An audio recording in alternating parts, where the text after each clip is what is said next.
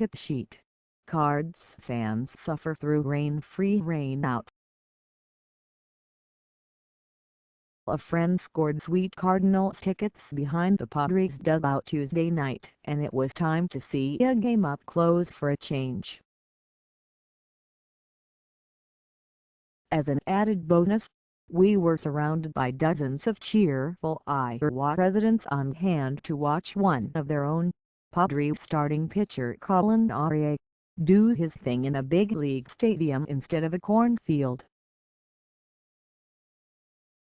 After sitting through the series of ceremonial first pitches, capped by former Cardinals middle reliever Brad Thompson's reappearance on the mound, which may have piqued John Mozeliak's interest, we were ready for some baseball.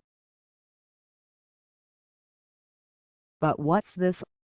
At around 7 p.m. the grounds crew covered up the field with no rain in sight.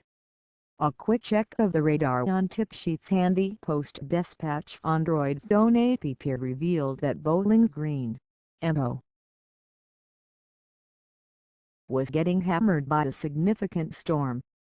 That was bad for Bowling Green, but we had $143 tickets and it was time to see some baseball. But no. Instead we got to listen to the stadium organist take requests, and watch the stadium video board provide weather radar updates of the storm inching toward the metropolitan St. Louis area. A beer vendor rolled by to register a complaint. He heard the storm wasn't going to hit until 9 p.m. He had a couple hours to make money. But without actual baseball entertaining the people, it was hard to sell beer. Why didn't the Cardinals start the game and let the fans enjoy several innings? While we didn't actually pay the $143 each for our tickets, and in-law gifted the ducats to our friend, many of Colin Rea's fans had bucked up for this night. You didn't need to hack into the National Weather Service computers to figure out that there was at least a chance of getting midway through the fifth inning before rain, assuming Rea and Cardinals hurdler Carlos Martinez could throw strikes and the managers wouldn't insist on reviewing 27 plays at first base for a possible missed call. But apparently the Cardinals were committed to playing a day-night doubleheader in unbearable heat Wednesday, so about a half hour into the game that never was it was time to bail on those $143 tickets before somebody requested 96 tears from the organist. Tipsheet and Company retired to the air conditioning and friendly pricing of Paddy O. Can't go to Ballpark Village after getting jobbed on a rain delay like that. Just can't. That Paddy O. We were entertained by a series of Helitech commercials on the many tavern TVs. After another 45 minutes of no baseball and still no rain, it was time to hoof into the car ahead of this storm of the ages and call it a night. About halfway to West County, KMOX told us the game was cancelled. But there was still no rain. Finally, as I-270 and the 9 o'clock hour neared, there was the long-feared, long-dreaded rain. This was a special night we will never forget. Mysteries of the universe questions to ponder while Miguel Socolovich does what he can to settle down the Cardinals bullpen. Will we miss the Rams cheerleaders more than the Rams? So what would Roger Goodell's version of Ballers look like on HBO? Should Tom Brady get a side job to pay the bills during his NFL suspension? Talking baseball, here is what folks were writing about Our National Pastime: Cliff Corcoran, aside. The Cardinals echo the Cubs in terms of the depth and flexibility of their roster and the consistency of their rotation. Indeed, Street. Lewis is the only team in the majors to have used just 5 starting pitchers all year, and only the Red Sox have outscored them on a per-game basis this season. The one place the Cardinals have had some instability is the bullpen, where Trevor Rosenthal, beset by control problems, lost the closer job in late June and has posted a .942 ERA since the start of that month. Korean import Seung Hwan Oh has been outstanding, taking over for Rosenthal as closer, but the only other St. Louis relievers currently boasting the 5th below .410 are Rule 5 rookie Matthew Bowman and well-traveled veteran Jonathan Broxton. The Cardinals' 7-16 record in one-run games on the season can be blamed in large part on their shaky pen. Make that record 12-11, and they'd be leading the wild card race and just 3 games behind the Cubs. David Schoenfield, ESPN. To me, the ultimate mark of a closer is how he fares in one-run games. Cubs reliever Hector Rondon has yet to prove, despite his otherwise dominant numbers, that he's a pitcher to trust in those games. That doesn't mean he won't be perfect in one-run save opportunities the rest of the way, but it does open the door for the Cubs to acquire Aroldis Chapman or Andrew Miller from the New York Yankees, and justify making them the closer and using Rondon in the 8th inning. Removing a closer can be a delicate situation.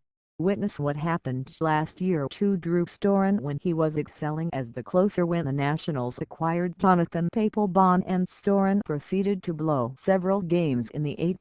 But if anyone knows how to handle a player, it would be Joe Maddon. Leach, Sports on Earth. The Yankees might not trade Andrew Miller, who's under contract for a couple more years, but they'll be open for anything because they appear to have come to an understanding of the fundamental truth: they are not a good baseball team, and they are not making the playoffs this year. We can argue up and down whether or not this is a good decision for the Yankees. Giving prospects a look will still just sound heretical to a certain vintage of Yankees fan, but it's undeniably a big moment.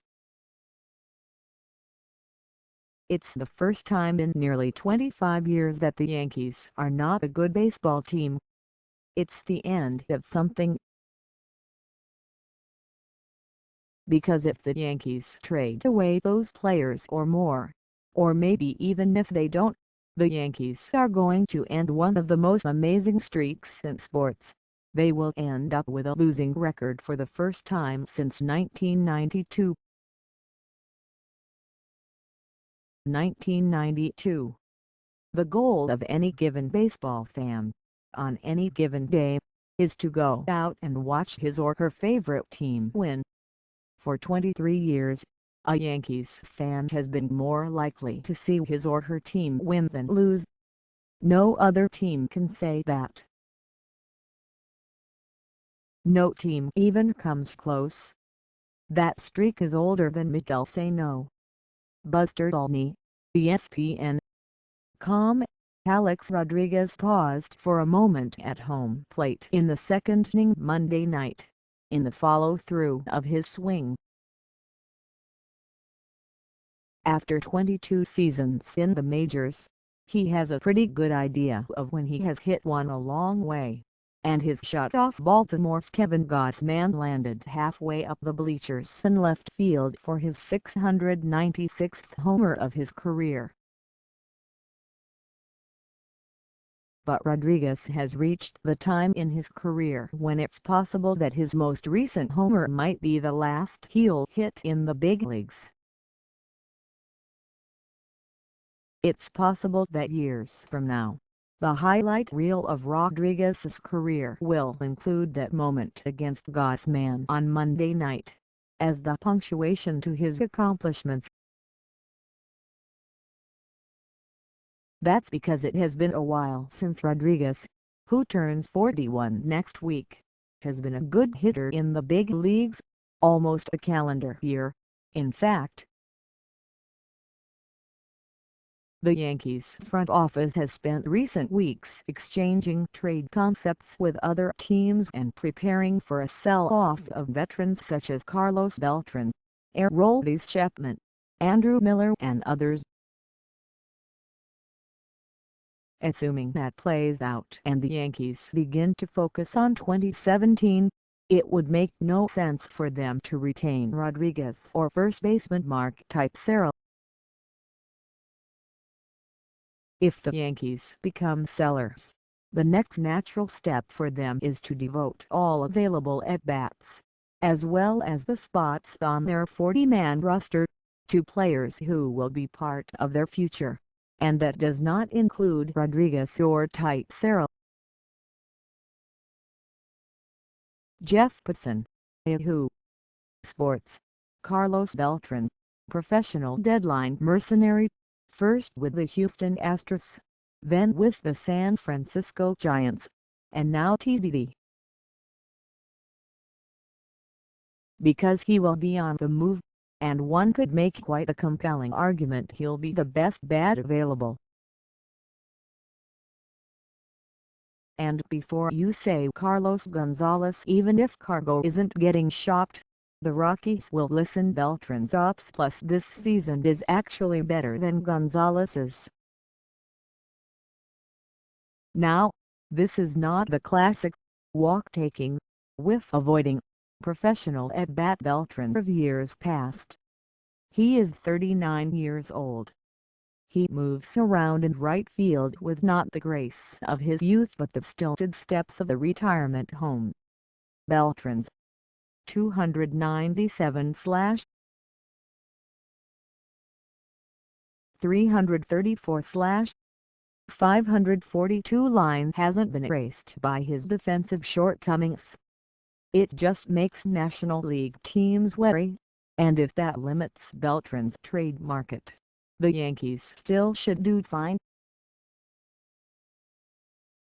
Beltran isn't going to fetch 3 prospects like he did when Kansas City traded him to the Astros, and chances are the Yankees don't get someone like Zach Wheeler coming back, as the Mets did when they shipped Beltran to San Francisco.